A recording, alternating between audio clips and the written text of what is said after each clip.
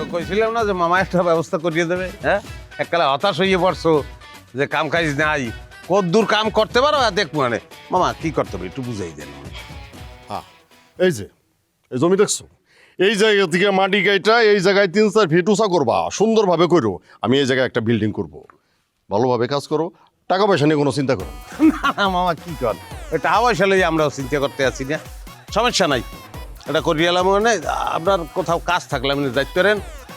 আর কোনটা কোদাল টোদাল তো বাড়িতে আছে, জুড়ি টুরি।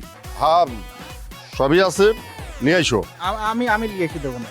আর আমি একটু ইউনিয়ন অফিসে যাইতেছি, জরুরি একটা মিটিং আছে। যান যান মামা, আসসালামু আলাইকুম মামা।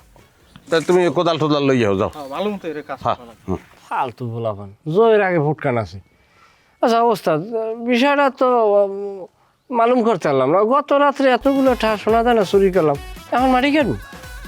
তা বাড়ি যা, পুলিশে যদি ওসাইবে না উপায় আছে বেটা।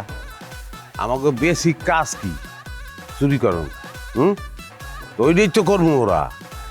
মাটি গার্ডনটা তো একটা ব্যাগ, একটা উছিলা, মাটি কাটতে কাটতে চুরির লাইন আবার বাইর করে এলাম, এই এলাকায় চুরি করবো।